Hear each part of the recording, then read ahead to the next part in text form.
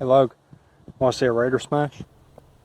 Hello everyone, and welcome to the Raider review. The Raider is a dynamic disc distance driver. It is a 13 speed. I think it's a 13.5 minus 1.3. Explanation for the little intro here.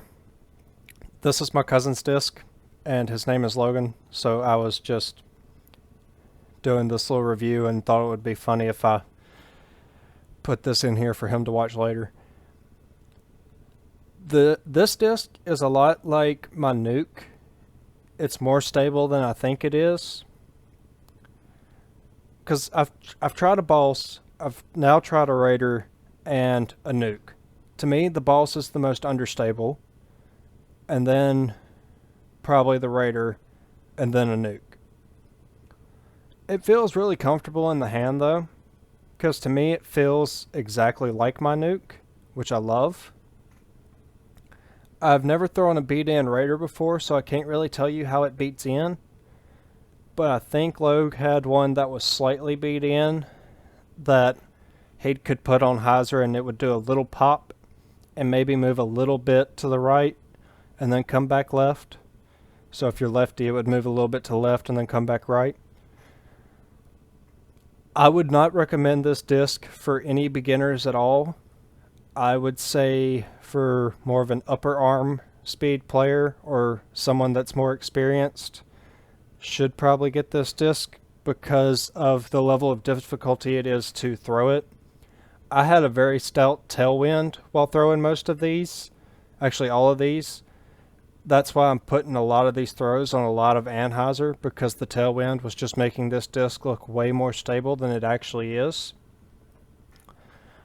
I would use this disc for maybe not max distance shots, but something that I know that I need to like hit maybe like 340, 350-ish and turn to the right the entire way.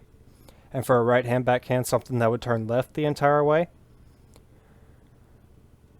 But like the overall trust that I had throwing these, especially in the tailwind, was I knew for a fact no matter how close to the left side woods I put it, it was gonna come back over to the right, regardless of what I did. I put it on roller angle a few times and it still, with the stiff tailwind, popped up and came back.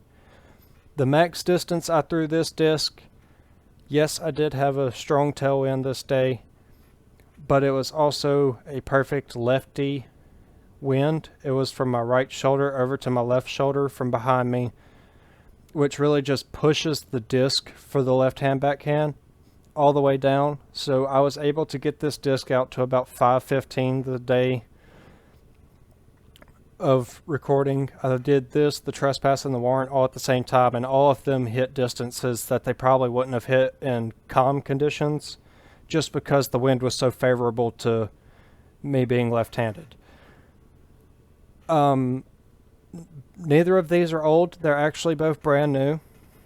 So this is just showing how stable they are new. I didn't have an old one to compare it with at all. But you can see on a lot of these throws, I throw it on Annie. Some I throw it really flat, and some I put a little bit of hyzer on just to show what the disc does with each angle. And it constantly fights over. It's definitely stable.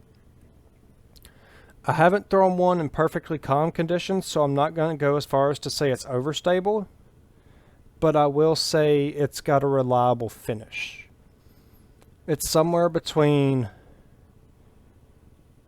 true stable, or neutral stable rather, and overstable. It doesn't push dead straight, but it doesn't fade out too much. It's just right perfect in the middle. This is a great disc for the high arm speeds. I hope you guys enjoy it.